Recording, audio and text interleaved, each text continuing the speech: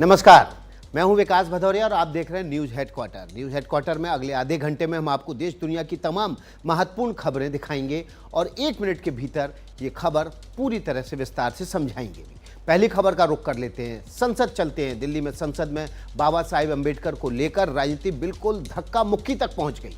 खड़गे ने बीजेपी पर धक्का मुक्की का आरोप लगाया तो बीजेपी ने राहुल पर बीजेपी नेता अनुराग ठाकुर और बांसुरी स्वराज संसद थाने में राहुल गांधी के खिलाफ शिकायत दर्ज कराने पहुंच गए। कांग्रेस ने भी बीजेपी सांसदों के खिलाफ थाने में शिकायत दी है। इस दौरान 2 सांसद घायल भी हो गए। लोकसभा में ऐसा नजारा पहले नहीं दिखा होगा। कांग्रेस और बीजेपी के सांसदों की धक्का मुक्की में बड़े नेता भी शरीक दिखे। ऋषिकांत दुबे ने राहुल गांधी पर ही सवाल खड़े कर दिए।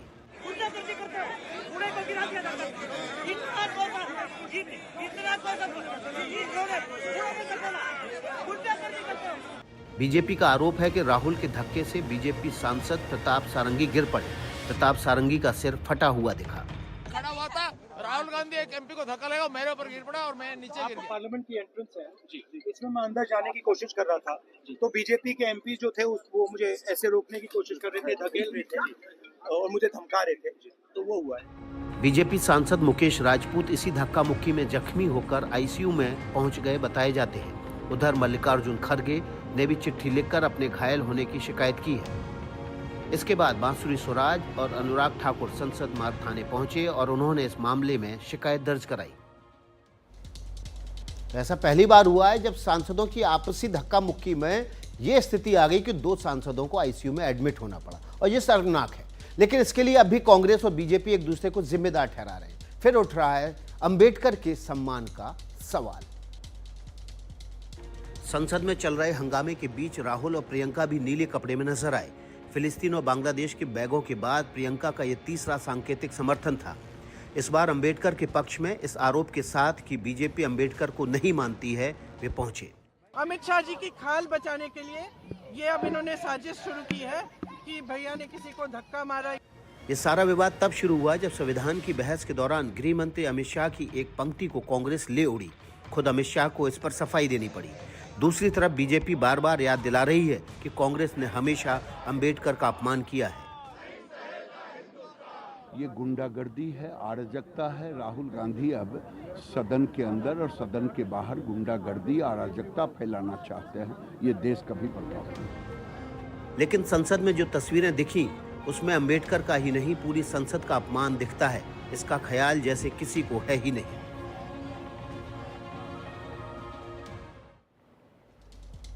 फिलहाल स्थिति यह है कि बीजेपी के 2 सांसद अस्पताल में हैं। डॉक्टरों के मुताबिक आईसीयू में आज उनसे मिलने बीजेपी के नेता भी पहुंचे। प्रताप सारंगी सिर पर चोट की वजह से राम मनोहर लोहिया अस्पताल के आईसीयू में पहुंच गए हैं, जबकि मुकेश राजपूत भीड़भाड़ में बेहोश हो गए। वो भी यहीं पर आईसीयू में हैं। दोनों आईसीयू में हैं और मुकेश राजपूत जी तो उनको क्योंकि बेहोश हो गए थे सिर में चोट लगने के बाद, तो काफ़ी ज़्यादा घबराहट है उनको और चक्कर आ रहे हैं, तो दोनों का बीपी शूट अप कर गया था। मध्य प्रदेश के पूर्व मुख्यमंत्री और मौजूदा कृषि मंत्री शिवराज सिंह चौहान घायल सांसदों को देखने अस्पताल पहुंचे। एक पाठशाला लगनी चाहिए ट्रेनिंग देने की राहुल गांधी और कांग्रेस के लोगों को कि लोकतंत्र में आचरण कैसा होता है, व्यवहार क्या होता है। वैसे शीतकालीन सत्र की समाप्ति से ठीक एक दिन पहले हुए इस हंगामे ने पक्ष और विपक्ष की खाई कुछ और बड़ी कर दी है। संविधान पर चली बहस के अलावा पूरा सत्र धुल गया, इसकी भी किसी को परवाह नहीं है। दिल्ली से गोरखपुर चलते हैं। गोरखपुर में कांग्रेस और बीजेपी कार्यकर्ताओं के बीच गर्मा गर्मी का माहौल दिखा। एक युवा कांग्रेसी के अंतिम संस्कार के दौरान बीजेपी कार्यकर्ता विरोध जताने पहुंच गए थे। कांग्रेस बीजेपी का झगड़ा आज शमशान घाट पहुंच गया। गोरखपुर में कांग्रेस कार्यकर्ता प्रभात पांडे के अंतिम संस्कार के दौरान दोनों दलों के कार्यकर्ता आमने सामने आ गए। बीजेपी कार्यकर्ता कांग्रेस प्रदेश अध्यक्ष अजय राय के खिलाफ विरोध जता रहे थे। इस दौरान जमकर नारेबाजी की गई।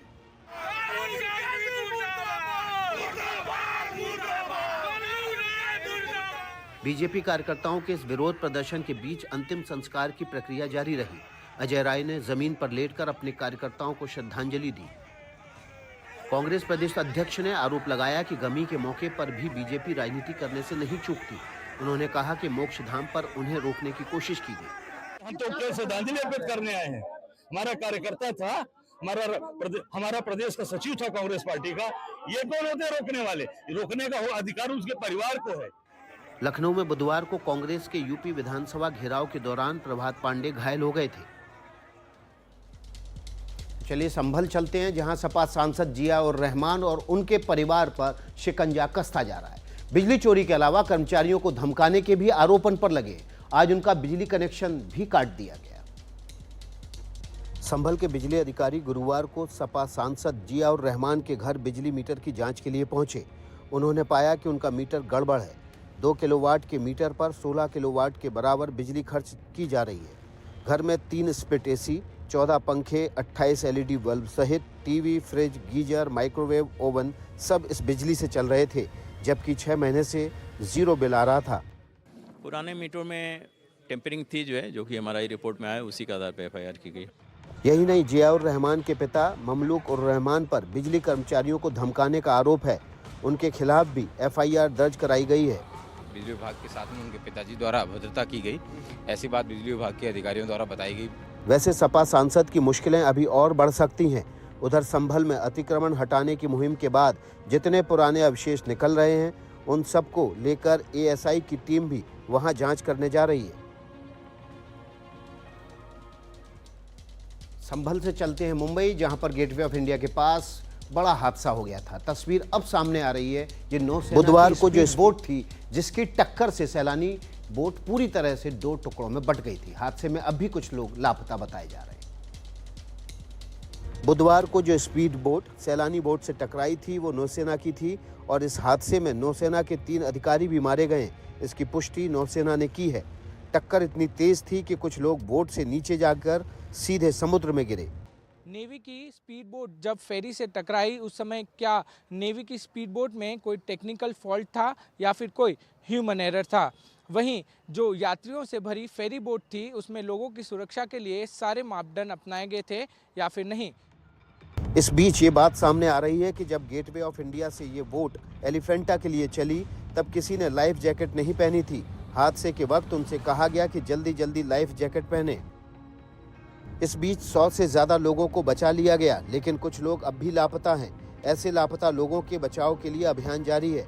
उनके रिश्तेदार भी उनकी तलाश में हैं, लेकिन साफ है कि मामूली सी सावधानी से ये हादसा टाला जा सकता था या इतनी मौतें नहीं होती। मुंबई से चलते हैं बिहार के बक्सर, जहां चलती ट्रेन में आग लग गई, लेकिन समय रहते इसका पता लग जाने से एक बड़ा हादसा टल गया। बिहार के बक्सर जिले के डुमरांव स्टेशन पर बुधवार देर रात पटना बांद्रा सुपरफास्ट ट्रेन में आग लग गई। आग जनरल बोगी के निचले हिस्से में लगी थी। धुआं निकलने की जानकारी मिलने से यात्रियों में थोड़ा अफरा तफरी रही, लेकिन मुसाफिरों और रेलवे कर्मचारियों की समझदारी से हादसा टल गया और जानमाल का कोई नुकसान नहीं हुआ। हादसे का पता चलते ही ट्रेन को डुमरांव स्टेशन पर ही रोककर फौरन दमकल विभाग को सूचना दी गई। उससे पहले रेलवे कर्मचारियों के अलावा पुलिस भी मौके पर पहुंच गई थी। इनके बाद पहुंचे दमकल कर्मियों ने आग पर काबू पाया, जिसके बाद जिस बोगी में आग लगी थी उसे अलग कर ट्रेन को आगे रवाना किया गया। रेलवे ने मामले में जांच के आदेश दिए। हादसे की सही वजह का अभी पता नहीं चला है, लेकिन शॉर्ट सर्किट से आग लगने की अटकलें लगाई जा रही हैं। यहाँ गौर करने वाली बात यह है कि घटना पटना DDU रेलखंड पर हुई, जहां पहले भी कई हादसे हो चुके हैं।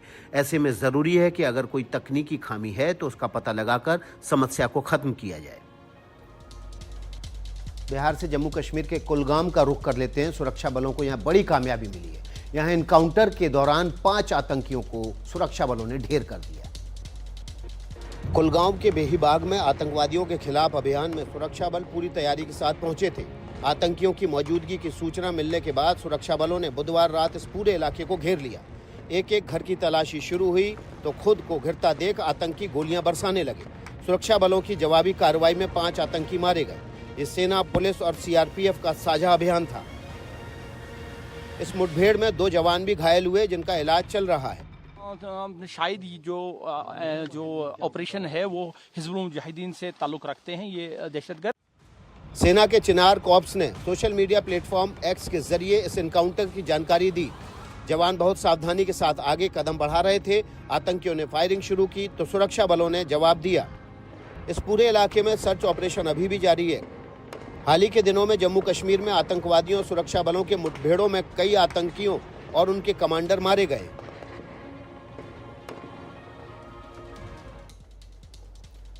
और अब अंतर्राष्ट्रीय खबरों का रुख कर लेते हैं। इजराइल ने सीरिया के बाद अब यमन में बड़ा हमला बोला है। उसके निशाने पर हुती विद्रोहियों के ठिकाने थे।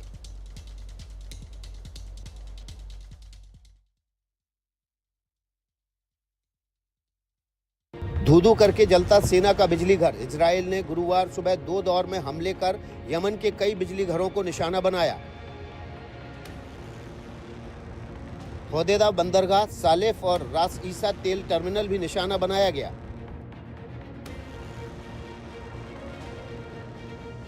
इजराइल को शक है कि ईरान इसी बंदरगाह के जरिए हथियारों को अपने लोगों तक पहुंचाता है। हमले में कम से कम 9 लोगों के मारे जाने की खबर है।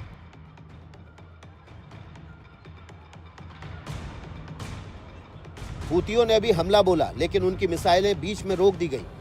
लेकिन रमतजन स्कूल को थोड़ा बहुत नुकसान हो गया। रेड सी गलियारे में हूतियों के हमलों की वजह से दुनिया के शिपिंग कारोबार पर काफी बुरा असर पड़ा है। गुरुवार के हमले के बाद इजराइल और हूतियों के बीच संघर्ष बढ़ने के आसार हैं।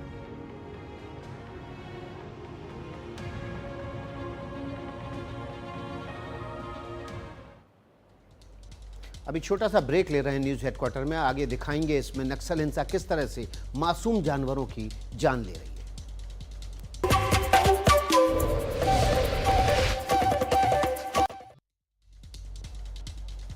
ब्रेक के बाद न्यूज हेडक्वार्टर में आपका स्वागत है। खबरों के सिलसिले को आगे बढ़ा लेते हैं। बात कर लेते हैं छत्तीसगढ़ की। नक्सल हिंसा किस तरह आम नागरिकों पर ही नहीं मासूम जानवरों पर भी भारी पड़ रही है, इसकी एक दर्दनाक मिसाल दंतेवाड़ा में देखने को मिली। नक्सलियों के लगाए बम की गाज भालुओं के एक पूरे परिवार पर गिरी।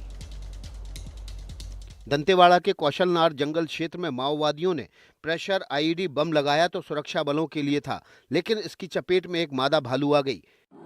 12 दिसंबर 2024 को कौशलनार कुर्सिंगबाग की जंगल पहाड़ी में माओवादी द्वारा सुरक्षा बलों को नुकसान पहुंचाने के लिए प्रेशर आईडी लगाया गया था।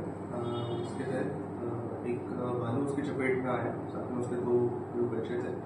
चपेट में आने से उनकी मृत्यु हो गई। दरअसल बीते कई दशकों से माओवादियों और सुरक्षा बलों के बीच टकराव में पूरा बस्तर जैसे एक बारूदी सुरंग में बदल गया है। इस साल बस्तर के अलग अलग इलाकों में 43 ऐसे धमाके हुए हैं, जबकि साल 2023 में इन धमाकों की तादाद 47 थी। और बीते 5 साल का हिसाब लगाएं तो 250 से ऊपर ऐसे धमाके हुए हैं।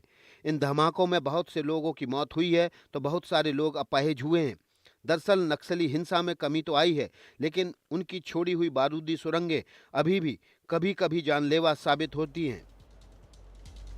बेहद दर्दनाक है, मासूम जानवर भी आईईडी की चपेट में आ जा रहे हैं, लेकिन नक्सल हिंसा थमने का नाम नहीं ले रही। अब अमेरिका चलते हैं और मिस इंडिया यूएसए की बात कर लेते हैं। 2024 के लिए इसकी घोषणा हो गई है। जीत का ताज भारतीय मूल के अमेरिकी कैटलिन सेंड्रा नील के सर सजाए। खूबसूरती और हाजिर जवाबी का कॉम्बिनेशन है कैटलिन सेंड्रा नील। चेहरे पर खुशी कुछ ऐसी कि छिपाई नहीं छिप रही, और हो भी क्यों ना। न्यू जर्सी में ढेर सारी प्रतियोगियों के बीच उन्हें मिस इंडिया यूएसए 2024 का खिताब मिला है। 19 साल की कैटलिन ने मॉडलिंग और एक्टिंग में नाम कमाया है और अब इतने बड़े मंच पर उनको सराहा गया है। कैटलिन ने कहा कि वो अपनी मेहनत और घर वालों के समर्थन से यहाँ तक पहुँची हैं। भविष्य के लिए उनके ढेर सारे सपने हैं। वो वेब डिजाइनर बनना चाहती हैं। कैटलिन सेंड्रा नील का जन्म चेन्नई में हुआ था। वो पिछले 14 साल से अमेरिका में रह रही हैं। वो कैलिफोर्निया यूनिवर्सिटी में 2nd ईयर की छात्रा हैं और वहाँ से कॉन्जेनिटिव साइंस की पढ़ाई कर रही हैं। इस कामयाबी के बाद कैटलिन ने कहा कि वो अपने समुदाय पर सकारात्मक प्रभाव छोड़ना चाहती हैं। वो समाज सेवा में लगेंगी, महिला सशक्तिकरण और साक्षरता पर अपना फोकस रखेंगी। कैटलिन का मानना है कि महिलाओं को हर क्षेत्र में बराबरी का मौका मिलना चाहिए। हेलो मोटो। Motorola, India's leading 5G smartphone brand. वक्त है Motorola video of the day का।